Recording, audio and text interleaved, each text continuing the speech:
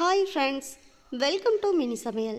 தினமும் காலையில் எழுந்திரிச்சோடனே இன்றைக்கி என்னடா குழம்பு வைக்கலான்னு யோசனையாக இருக்கா? அப்போ மிஸ் பண்ணாமல் கண்டிப்பாக ட்ரை பண்ணி பாருங்கள். ஏன்னா இது சட்டுன்னு ஒரு 5 நிமிஷத்துக்குள்ளே செய்யக்கூடிய இந்த வெண்டைக்காய் புளி குழம்பை நீங்கள் ஒரு முறை செஞ்சு கொடுத்துட்டிங்கன்னா திரும்ப திரும்ப செய்ய சொல்லி கேட்பாங்க. ஏன்னா அந்தளவுக்கு டேஸ்ட்டாக இருக்கும். இப்போ இதை எப்படி செய்யலான்னு வீடியோக்குள்ளே பார்க்கலாம். அதுக்கு ஃபஸ்ட்டு ஸ்டவ்வில் ஒரு பாத்திரத்தை எடுத்து வச்சு 1.5 ஸ்பூன் அளவுக்கு எண்ணெய் சேர்த்துக்கோங்க. ஃபஸ்ட்டு இந்த எண்ணெயில் நம்ம வெண்டைக்காயை வதக்கி எடுத்துக்க போகிறோம். வெண்டைக்காயை ரொம்ப சின்ன சின்னமாக கட் பண்ணாமல் 1 இன்ச் அளவுக்கு கட் பண்ணி எடுத்துக்கோங்க. இப்போ கொஞ்சமாக இதில் நைஸ் உப்பு சேர்த்துக்கோங்க. இந்த மாதிரி நம்ம வெண்டைக்காயில் உப்பு சேர்த்து எண்ணெயில் வதக்கும் போது வெண்டைக்காயில் இருக்கக்கூடிய அந்த வளவளப்பு தன்மையெல்லாம் இல்லாமல் நல்லா வெண்டைக்காய் வந்து வதங்கி வரும். பாருங்கள், இப்போ வெண்டைக்காயை நல்லா முழுமையாக வதக்கியாச்சு. இப்போ வதக்கி வச்சுருக்க வெண்டைக்காயை நம்ம தனியாக அப்படியே ஒரு பிளேட்டில் மாற்றி எடுத்து வச்சுக்கலாம். வெண்டைக்காயை வதக்கின அதே பாத்திரத்தில் கூட 1 ஸ்பூன் அளவுக்கு எண்ணெய் சேர்த்துக்கங்க. அதில் 1/4 ஸ்பூன் கடுகு உளுந்தம் பருப்பு, 1/4 ஸ்பூன் வெந்தயம், 1/4 ஸ்பூன் சீரகம் இதெல்லாம் சேர்த்து நல்லா பொரிய விட்டுக்குங்க. அதுக்கப்புறமா ஒரு 7-8 பல் பூண்டை உரலில் வச்சு நல்லா தட்டிட்டு சேர்த்து வதக்கி விட்டுக்கோங்க. தட்டிட்டு சேர்த்த இந்த பூண்டு நல்லா வதங்கி வரும்போது ஒரு நல்ல வாசனை வரும். அந்த சமயத்தில் ஒரு 15 சின்ன வெங்காயத்தை கட் பண்ணிவிட்டு சேர்த்துக்கோங்க. கூடவே 2 காஞ்ச மிளகா, 1 கொத்து கருவேப்பிலை.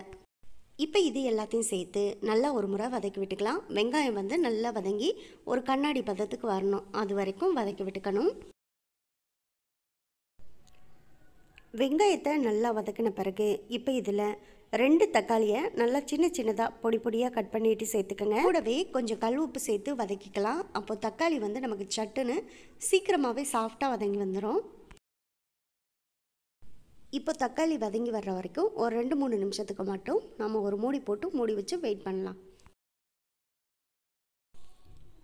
இப்போ சரியாக ஒரு 3 நிமிஷத்துக்கிட்டாச்சு. நம்ம மூடியை ஓப்பன் பண்ணி பார்க்கலாம். இப்போ கரண்டி வச்சு நம்ம கலந்து விட்டு பார்த்தோம்னா தக்காளி நல்லா மசிய வதங்கி வந்திருக்குது நமக்கு தெரியும். இப்போ தக்காளியும் நமக்கு நல்லா வதங்கி வந்துருச்சு. இப்போ இந்த குழம்புக்கு தேவையான மசாலா எல்லாம் சேர்த்துக்கலாம். 1 ஸ்பூன் அளவுக்கு தனி மிளகாய்த்தூள், 1 ஸ்பூன் அளவுக்கு குழம்பு மிளகாய்த்தூள், 2 ஸ்பூன் அளவுக்கு மல்லித்தூள், 1/2 ஸ்பூனுக்கும் கொஞ்சம் குறைவாக மஞ்சத்தூள். அவ்வளோதான், எல்லா மசாலாவுமே சேர்த்தாச்சு. இப்போ இதை அடிப்பிடிக்காமல் ஸ்டவ்வை மீடியம் ஃப்ளேமில் வச்சு நல்லா 1 நிமிஷத்துக்கிட்ட வதக்கி விட்டுக்கலாம். மசாலா வதங்கி லைட்டாக இந்த மாதிரி எண்ணெயெல்லாம் பிரிஞ்சு வரும்போது இதில் 1 எலுமிச்சம்பழ சைஸ் அளவுக்கு புளி எடுத்து 2 டம்ளர் தண்ணியில் நல்லா புளியை கரைச்சிட்டு அந்த புளிக்கரைசலோட கொஞ்சம் கல் உப்பும் சேர்த்து கலந்து விட்டுக்கோங்க. நான் புளிக்கரைசலோட கல் உப்பும் சேர்த்துருக்கேன், ஆனால் அதை வீடியோவில் மிஸ் பண்ணிட்டேன். நீங்கள் தேவையான அளவு கல் உப்பும் சேர்த்து கலந்து விட்டுக்கோங்க. அவ்வளோதான், இப்போ நல்லா கலந்து விட்டாச்சு. இதுக்கப்புறமா இதை மூடி வச்சு நம்ம வெயிட் பண்ணலாம். இந்த குழம்பு நல்லா கொதிச்சு வரட்டும்.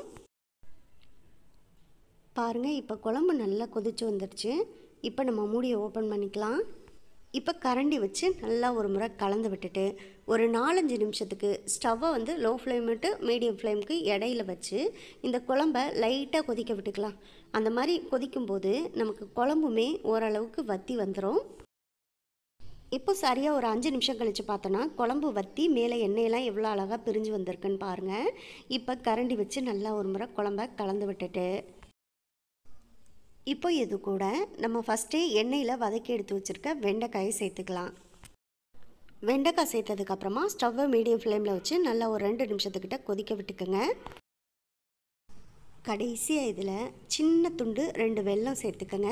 சேர்த்துட்டு கரண்டி வச்சு நல்லா ஒரு முறை கலந்து விட்டுக்குங்க. எந்த புளிக்குழம்பு இல்லை வத்த குழம்பு செஞ்சாலும் சரி, கடைசியாக ஒரு சின்ன துண்டு வெல்லம் சேர்க்கும்போது அந்த குழம்போட டேஸ்ட்டே சூப்பராக இருக்கும். அவ்வளோதான், ரொம்ப ரொம்ப டேஸ்டான வெண்டைக்காய் புளிக்குழம்பு நம்ம செஞ்சு முடிச்சாச்சு. கண்டிப்பாக இதே போல் நீங்களும் ட்ரை பண்ணி பாருங்கள். ட்ரை பண்ணி பார்த்துட்டு எப்படி வந்துச்சுங்கிறத கமெண்ட் பாக்ஸில் சொல்லுங்கள். இந்த வீடியோ உங்களுக்கு பிடிச்சிருந்தா இந்த வீடியோவை லைக் பண்ணி நம்ம சேனலை சப்ஸ்கிரைப் பண்ணிக்கோங்க. சப்ஸ்கிரைப் பண்ணும்போது பக்கத்தில் உள்ள பெல் ஐக்கானை கிளிக் பண்ணி வச்சுட்டிங்கன்னா நான் போடக்கூடிய குக்கிங் வீடியோ எல்லாமே உடனுக்குடனே உங்களுக்கு வந்து சேரும். உங்கள் ஃப்ரெண்ட்ஸ் அண்ட் ரிலேட்டிவ்ஸ் எல்லாருக்கும் ஷேர் பண்ணுங்கள். இதே போல் அடுத்தடுத்து நல்ல நல்ல வீடியோவில் சந்திப்போம். ஓகே, பாய்.